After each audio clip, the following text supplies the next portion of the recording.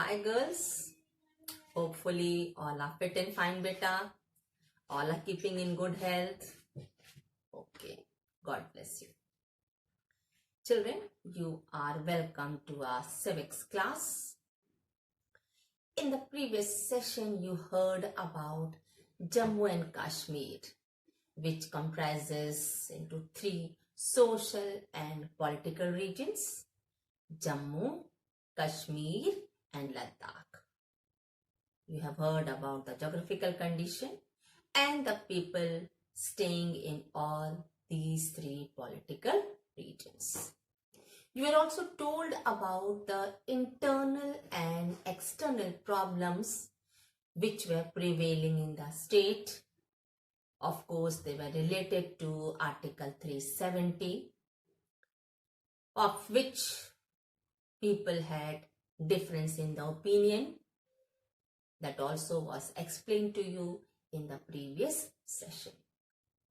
With this, we start today's topic number 7, politics since 1948. Point number 7.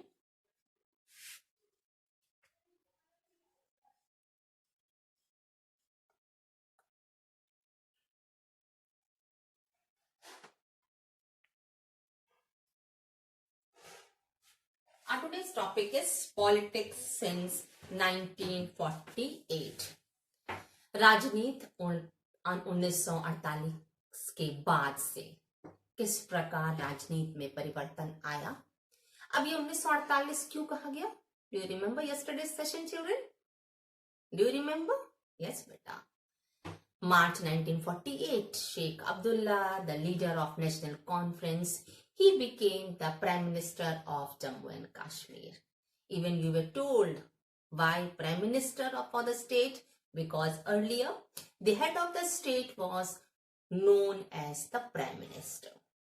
So in his reign, he initiated many welfare activities which was benefiting to the common people. 1948 में शेख अब्दुल्ला जम्मू कश्मीर के प्रधानमंत्री के पद पर आसीन हुए. उन्हें प्रधानमंत्री क्यों कहा गया, इसके बारे में मैंने आपको कल बताया था कि पहले जो राज्य का मुखिया होता था उसे प्रधानमंत्री के नाम से संबोधित किया जाता था.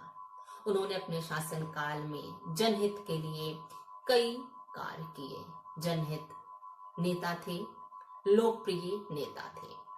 But children, there were differences between Sheikh Abdullah and the central government. लेकिन फिर भी शेख अब्दुल्ला और भारत सरकार के बीच कुछ मतभेद थे. Sheikh Abdullah was dismissed in 1953 and he was sent for detention for many years. Sheikh Abdullah को 1953 में उनके पद से हटाकर उन्हें कई वर्षों तक नजरबंद कर दिया गया. And you know he was the leader of the National Conference. So without Sheikh Abdullah, it is said that the National Conference party was really not surviving as it survived earlier. Or you can say after Sheikh Abdullah, people were not getting such leader or such belief which they had in Sheikh Abdullah, they did not get. कहा जाता है कि जितना शेख अब्दुल्ला जनप्रिय नेता थे, उनके बाद कोई ऐसे प्रतिनिधि राज्य के रहने वाले निवासियों को नहीं मिला. 1953 to 1974 Congress had influence over the politics of the state. 1953 से 74 तक 1974 तक कांग्रेस का केंद्र सरकार का पूर्ण रूप से राज्य की राजनीति में हस्तक्षेप रहा, दबदबा रहा. And after that, later on, merged with Congress, means National Conference merged with Congress. National Conference और कांग्रेस में गठबंधन हो गया, which shows that there was control of central authority over the state affairs. इससे स्पष्ट हो जाता है कि केंद्र सरकार का राज्य की राजनीति में हस्तक्षेप था. But children, meanwhile, attempts were made to reach an agreement between Sheikh Abdullah and government of India. इसी बीच शेख अब्दुल्ला और भारत सरकार के बीच समझौते के निरंतर प्रयास किए जा रहे थे। एंड फाइनली इन 1974 1974 में दोनों ही के बीच समझौता हो गया and Sheikh Abdullah became the chief minister of the state and he proved majority in the assembly election of 1977। न केवल वह जम्मू कश्मीर के मुख्यमंत्री बने बल्कि 1977 के चुनाव में उन्होंने पूर्ण बहुमत सिद्ध किया which gave life to national conference। इस तरह पूर्ण बहुमत में शेख अब्दुल्ला के पूर्ण बहुमत में आ जाने से नेशनल कांग्रेस को फिर से नवजीवन मिल गया। But he died in 1982 and he was succeeded by his son Farooq Abdullah, who became the prime minister after Sheikh Abdullah। Sheikh Abdullah की मृत्यु 1982 में हुई और उनके उत्तराधिकारी फारूक अब्दुल्ला ने मुख्यमंत्री के रूप में कार्यभार संभाला। But he was dismissed by the governor. उन्हें वहां के राज्यपाल के द्वारा उनके पद से उन्हें हटा दिया गया। That resulted into breakaway of the faction of National Conference। इस प्रकार से जो नेशनल कॉन्फ्रेंस का जो आप कह सकते हैं एक बड़ा ही गतिशील ग्रुप था, एक संगठन था, वह धीरे धीरे उसमें गतिशीलता कम हो गई।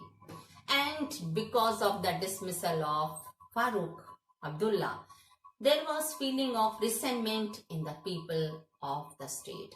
फारूक अब्दुल्ला के बर्खास्तगी के बाद राज्य में रह रहे लोगों के बीच उग्रवाद की भावना पूर्ण रूप से भड़कने लगी। And they also started losing confidence in democracy because of the agreement which was done between the central government of India and Sheikh Abdullah. ऐसे समय में जब फारूक अब्दुल्ला की बर्खास्तगी हुई तो लोगों में कहा जाता है कि लोकतंत्र के प्रति जो उनका विश्वास था वह कम हो गया। उन्हें बहुत आघात पहुंचा क्योंकि इसके पूर्व शेख अब्दुल्ला और भारत सरकार के बीच एग्रीमेंट हुआ था, लेकिन इस एग्रीमेंट को जो पूरा होते हुए जनता को नहीं दिखा, उससे जनता काफी दुखित हुई और आक्रोश में आ गई। At the last, what had happened? Government of India in 1986, what happened? National Conference agreed to have electric alliance with Congress, which proved the control of central government over the state। कहा जाता है कि 1986 में कांग्रेस और national conference के बीच चुनावी गठबंधन हुआ जो पूर्ण रूप से केंद्र सरकार राज्य की राजनीति में हस्तक्षेप का द्योतक है। स्पष्ट है? जब चुनावी गठबंधन हुआ तो ये स्पष्ट हो गया कि केंद्र सरकार का राज्य सरकार की राजनीति पर पूर्ण रूप से हस्तक्षेप प्रदर्शित हो गया। Now will come two point number 8, insurgency and after. Point number 8,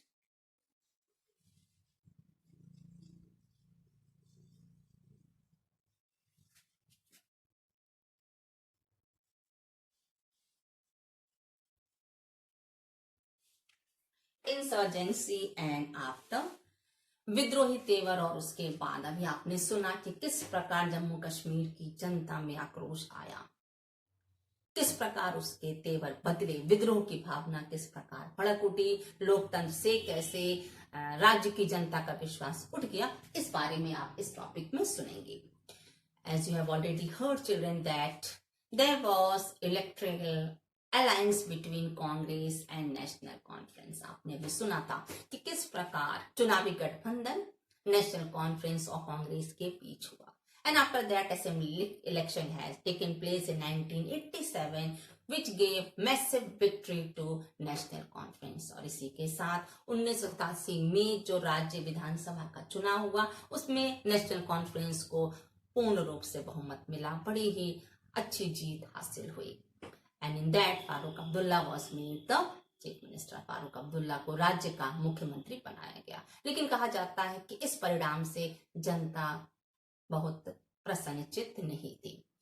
And it is also said that since 1980s people were disappointed because of inefficient administration in the state which resulted into rise of insurgency।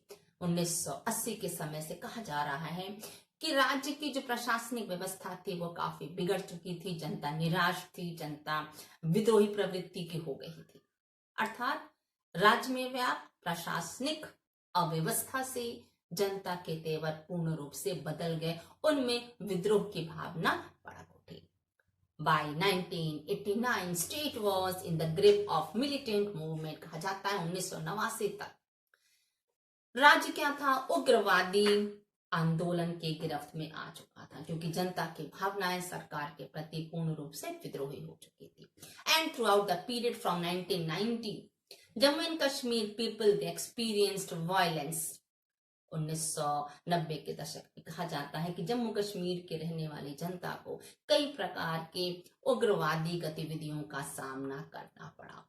And in the assembly election of 1996 Farooq Abdullah he came into power with a demand of autonomy of Jammu and Kashmir. कहा जाता है कि 1996 का जो राज्य विधानसभा का election हुआ वो एक प्रकार से बड़ा ही निष्पक्ष चुनाव था, जिसमें फारूक अब्दुल्ला की सरकार बनी, उन्हें मुख्यमंत्री का पद मिला और उन्होंने क्षेत्रीय स्वायत्तता की मांग पर विशेष बल दिया।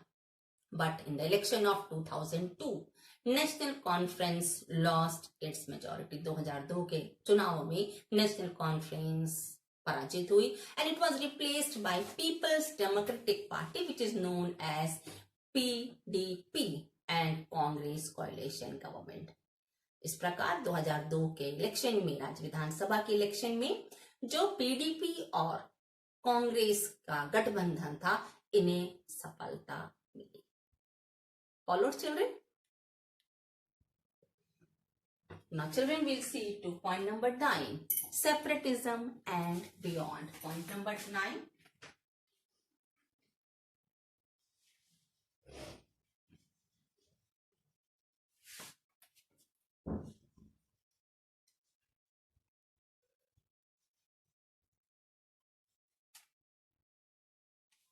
Point number 9 is separatism and beyond. अलगाववाद और उसके बाद क्या हुआ? As you have heard in this point, that people were very disappointed. They were not pleased with the administration prevailing in the state.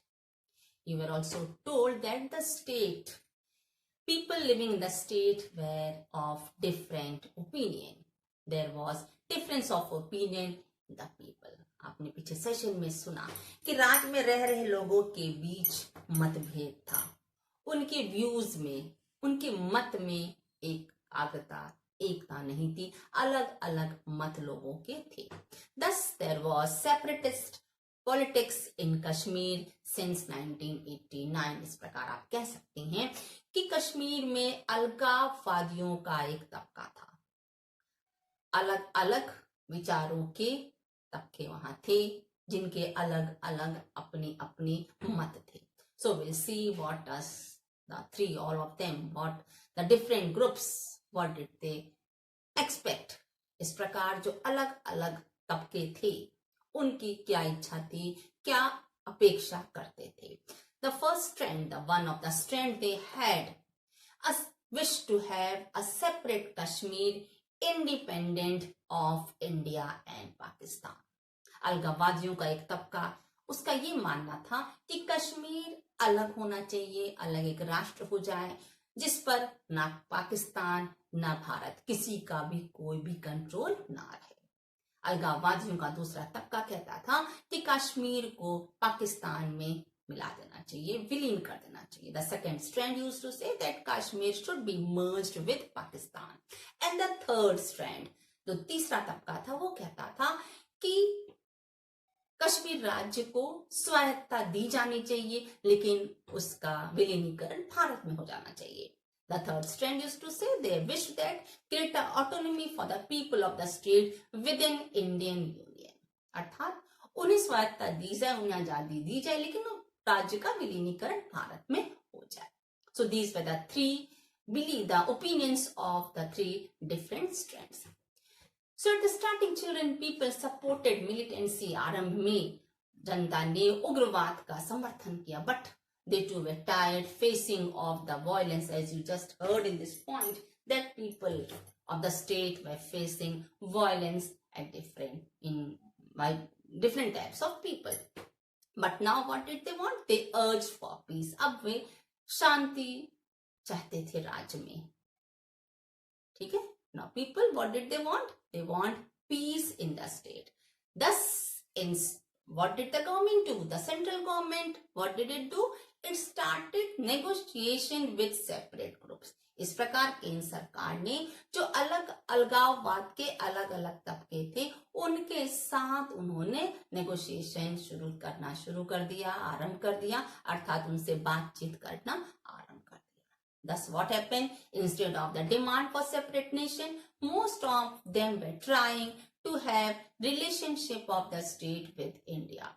इस प्रकार केंद्र सरकार की जो बातचीत हुई अलग अलग तबकों से, अलगाववादियों से, जो उनका अलग अलग ग्रुप था, उन्होंने अब शांति की इच्छा जाहिर की और स्वयं एक अलग राष्ट्र नहीं, एक अलग राज्य नहीं, बल्कि कश्मीर का, जम्मू कश्मीर का विलीनीकरण व भारत में करने के इच्छुक हो गए. But now children, everything is changed. You know that everything is changed now. As you heard that on 5th August 2019, Government of India revoked the special status under Article 370 and now Jammu and Kashmir and Ladakh are administered by India as a union territory. आप और हम सब इस बात से परिचित हैं कि 5 अगस्त 2019 में भारत सरकार ने जो आर्टिकल 370 था उसे निरस्त कर दिया और अब जम्मू कश्मीर और लद्दाख ये दो अलग अलग केंद्र प्रशासित प्रदेश हैं, जिन पर किसका कंट्रोल है? भारत सरकार का. Clear children? I hope you are clear बेटा. Thank you. Have a nice day.